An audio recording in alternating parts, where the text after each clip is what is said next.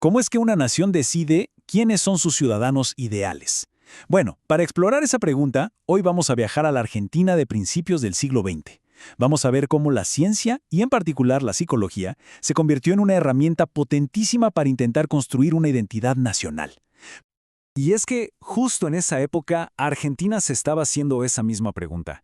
Pensemos en el contexto. El país era un hervidero, una oleada masiva de inmigrantes, ciudades que crecían sin ningún tipo de control, un verdadero torbellino de cambios.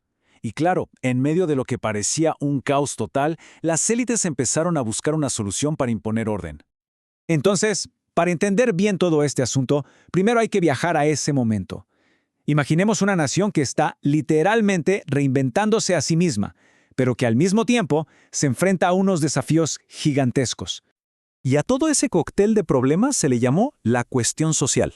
La respuesta de la élite gobernante no fue sentarse a esperar a que las cosas se arreglaran solas. Para nada. Se pusieron a buscar una fórmula científica, una especie de ingeniería social, para diseñar desde arriba la Argentina que ellos consideraban ideal. ¿Y dónde encontraron la respuesta? Pues en la ciencia.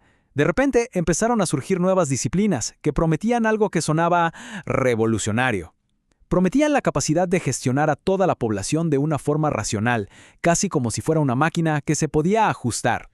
Una de las herramientas clave fue la llamada medicina social. Y la idea, la verdad, era simple pero muy potente. A ver, la sociedad es como un cuerpo. Si ese cuerpo social está enfermo, con pobreza, delincuencia, lo que sea, entonces, lógicamente, necesita un tratamiento médico, pero a escala nacional. Ojo que este enfoque médico tenía como dos caras. Por un lado estaba la higiene. Su objetivo, solucionar los problemas de la hora. Pero por otro lado, teníamos la profilaxis, que miraba mucho, mucho más allá. Su meta era nada más y nada menos que perfeccionar a las generaciones que venían. Pero la medicina no estaba sola en esto, para nada. La psicología experimental, que en ese momento estaba estrenando laboratorios en las universidades, se presentó como la ciencia definitiva. O sea, prometía descifrar los secretos de la mente humana para, con eso, poder moldear el comportamiento de una nación entera.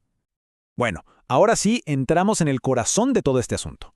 Vamos a meternos en el gran debate que hizo que el caso de Argentina fuera tan, pero tan particular. Es la pregunta de siempre, ¿no? ¿Qué pesa más, los genes que heredamos o el ambiente en el que nos criamos? Miren, en muchos otros países, la eugenesia era súper determinista. O sea, si se tenían malos genes, pues mala suerte, no había nada que hacer. Pero en Argentina la cosa fue muy distinta. Y es aquí donde todo se pone de verdad interesante, porque adoptaron una idea que, aunque parezca una paradoja, lo cambió absolutamente todo. Aquí está la clave de todo, la creencia en la herencia de los caracteres adquiridos. ¿Y esto qué significa en español simple? Pues básicamente, la idea de que las cosas que a uno le pasan en la vida, los hábitos, las experiencias, hasta las enfermedades, podían de alguna manera quedar grabadas en la biología y pasárselas a los hijos.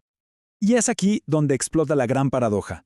Piénsenlo, la creencia de que la herencia era tan poderosa terminó provocando un esfuerzo gigantesco por cambiar el ambiente. La lógica era, si el entorno puede dañar los genes de la siguiente generación, entonces caramba, controlar ese entorno no es solo una cuestión social, se convierte en una misión biológica de primer orden. Pero, a ver, que nadie se equivoque. Detrás de todo este interés científico por la herencia y el ambiente, lo que había en el fondo era un miedo profundísimo, el miedo a la degeneración, la idea de que la nación entera, como si fuera un solo organismo biológico, podía debilitarse y decaer. Esta cita, que es de 1911, la verdad es que pone los pelos de punta y lo resume todo perfectamente. Ya no era solo un problema social, no, las personas que eran consideradas anormales pasaron a ser vistas como una amenaza directa al futuro biológico del país, casi nada. Y por supuesto, este miedo no se quedó solo en los libros o en los discursos, para nada. Rápidamente se convirtió en acción pura y dura. Se empezó a crear toda una red de sociedades e instituciones dedicadas precisamente a llevar estas ideas a la práctica. Ahora es importante aclarar algo. A diferencia de lo que pasaba en otros países con programas eugenésicos muchísimo más radicales, en Argentina el enfoque fue, sobre todo, preventivo. El gran objetivo era construir una raza argentina sana y fuerte, pero no tanto eliminando a los indeseables, sino más bien controlando el ambiente. ¿Cómo? Pues luchando contra enfermedades, mejorando las condiciones de vida y protegiendo a madres y niños. Bien, teníamos todas estas grandes teorías sobre la raza, la higiene, la herencia, pero necesitaban un lugar donde aplicarse, un campo de pruebas. Y ese lugar, ese gran laboratorio social, fue la infancia. Sí, los niños. Se convirtieron, ni más ni menos, que en el proyecto de futuro de la nación. La preocupación de las élites era enorme. La pregunta era, ¿cómo evitamos que los niños se conviertan en delincuentes o que tengan problemas para aprender?